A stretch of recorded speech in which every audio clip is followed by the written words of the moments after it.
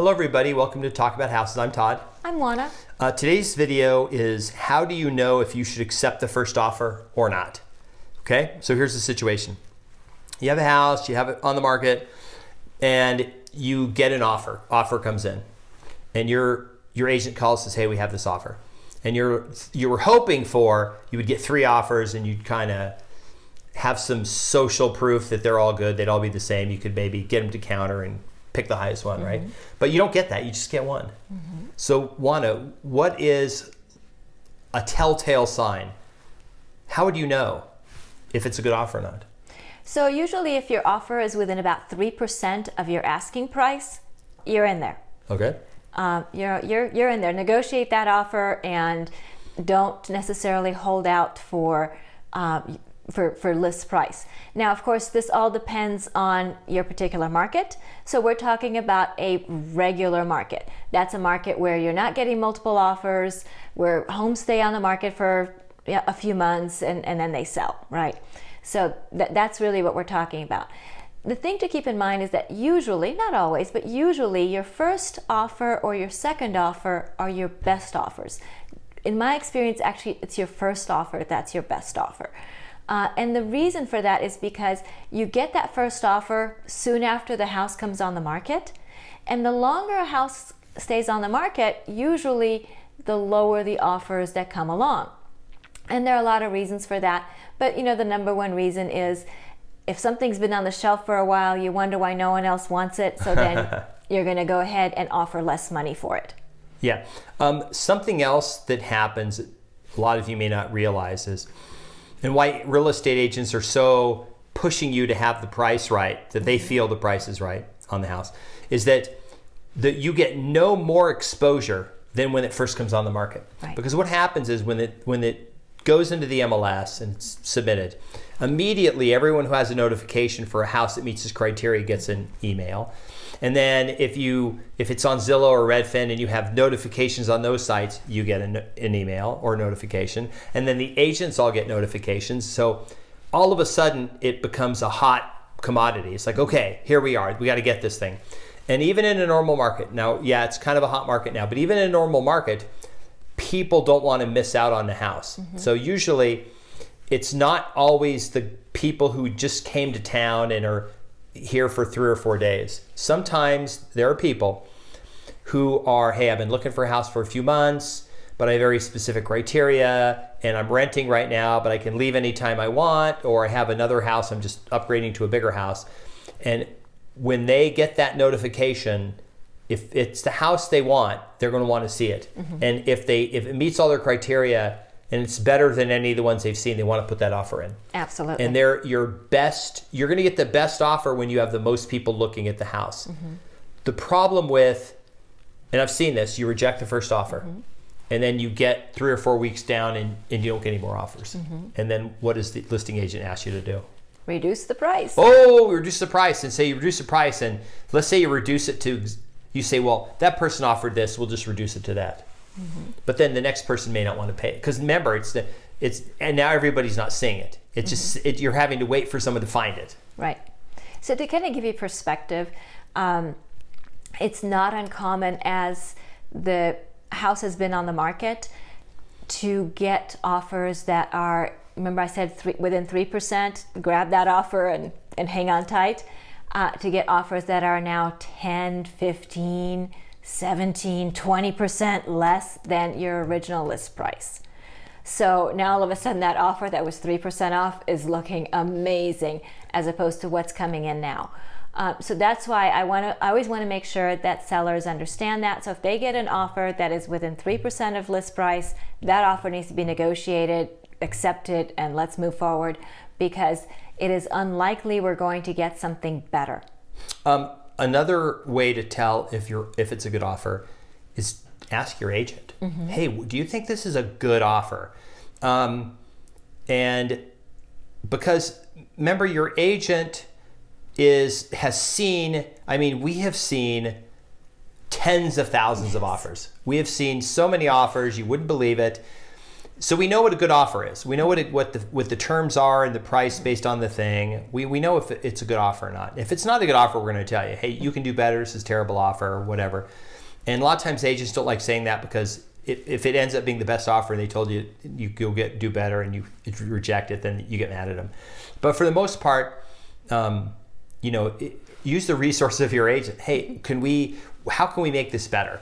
Can we maybe counter? Can we stretch it out?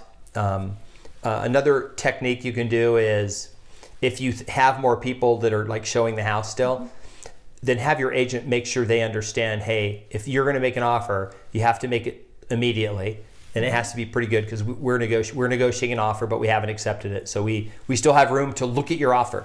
Right. And then what that does is that helps the agent understand to tell their client, hey, look, they have an offer. If this is something you think you want, you have to put an offer in on it. Right. So kind of two things that to touch on that Todd talked about. I've primarily spoken about price. There are other components to an offer that make it a good offer. So there are terms, right? So whether that offer is cash, whether there's financing, if there's financing involved, how much are they putting down? Can they show proof of funds? Things like that are very important as well. If you need to stay in the home after close of escrow, will they make that a possibility for you? So there are all kinds of terms that are also just as important as the price. So it is about the overall offer package. And then the second point that Todd made about while you're negotiating that first offer and there might be other people looking at your home, one of the things that can be done is when you're countering back that first offer and you know that you have other showings, you can absolutely give your agent permission to disclose that there is an offer to the other agents so that those agents may have an opportunity to put in an offer on your property. The thing that can also be done is you can make sure that counteroffer that you're sending out is worded in such a way that it gives you final right of refusal even if they do accept that counteroffer. So you might put in there something like this offer is not considered fully accepted until it is countersigned a second time by the seller. Yep. Or, for example, you can use the mailbox rule. You can say, if we get an offer while you're considering our counteroffer and we accept that offer, then this counteroffer to you is automatically rescinded. So there are all kinds of things that you can do to put yourself in the best position to accept the best offer. And to Todd's point, absolutely work with your agent. Your agent has a lot of experience, hopefully, and can guide you through the process. And together, you're a team. You and your agent are a team. Together, you can find the best way to move forward with the best offer. So here's an anecdotal story. I had a listing one time, and it was when the market was declining, and it was the price was. The price was okay. It was a little high, but we got an offer, and the offer was actually very reasonable offer. This guy lived in the neighborhood. He was a renter. He wanted to buy the house, and the seller didn't accept the offer. So, he countered back. He said, "Nope, I won't pay more than this amount." Let's just say it was $350, right?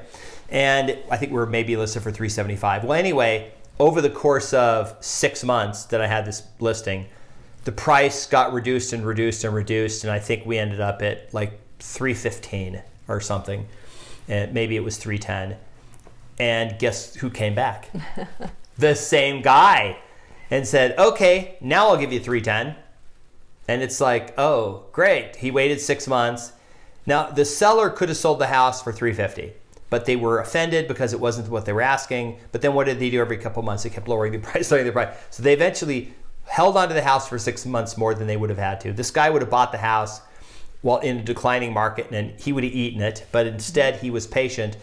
And the market still did decline after that. I think the house ended up being in the low 200,000. So he didn't get like a smoking deal on the house or anything. But the bottom line is that first or second offer is probably the best, and you need to take a hard look at it, unless it's a low ball. Right. Meaning, unless your agent says, look, every house in the neighborhood is $375, some are $380. This $365 offer is not a good offer. Like, it's definitely low. Like, they're trying to, get $10,000 of equity. We need you to counter them, or just wait a month, and we should be able to get another offer. Especially if there's not a lot of listings in your neighborhood. We've seen that where there's one listing in the neighborhood, and there are people who want that neighborhood, and they're all clamoring to get the house, right? And then sometimes it takes another house to sell before yours becomes the hot house. So that's why, usually that first offer that comes in, it tends to be the best offer. Right. Yeah. So anyway, there's a bunch of telltale signs, but that's the biggest one. And then talk to your agent about it, and use the counter offer is the most important tool you have. Absolutely. And never be afraid to counter back just with whatever you think is reasonable. Right. So I think really that's where the value of your agent comes in. I understand a lot of people say that, well, I can put my house on the market and I can sell it myself. And there's no question about that. Yeah, you can. But the most important part is your agent helping you through the process so that you can get the most money for your house and have the best transaction and sell it in your time frame on your terms. And that's where a great agent will be invaluable to you. If you have questions about selling your house in Las Vegas, you're thinking about selling it, or you have questions, I'm going to put our contact information below. You can just go down there and find it, and just reach out to us and ask us the questions. We'll answer whatever questions you have. And of course, if you want to list your house, we would be very happy to help you list it, sell it. We'll negotiate the whole thing. We'll pretty much do everything for you. You'll just have to sign some paperwork and collect the money at the end. That's right. All right. So if you are already listed with a great agent, congratulations. And this is not a solicitation for your business. We don't want you to fire the agent because you saw this video. No. And I want to go with Todd and Oana because I just watched their video and they seem a lot sharper than you. Don't do that. We're not interested in that. And actually, if you call us, the first thing we're asked you is you listed. And if you say yes, we're going to say, well, then have a nice day. Well, yes. Call us back when it's expired, when the agreement expired. And then also, we have a large network of agents through something called Referral Cloud. So if you're in a different market than Las Vegas and you need somebody to talk to in that market to ask questions, let us know, and we'll hook you up with a great agent in whatever market you're in the U.S. Absolutely. So we have great agents to help you all over the country. All 50 states and in a couple places in Canada. There you go. Yep. If you're interested in doing business here in Las Vegas, please give us a call, send us a message, and we'd love to help you. All right. So thanks for tuning in, and we'll see you on the next video. Bye. Bye.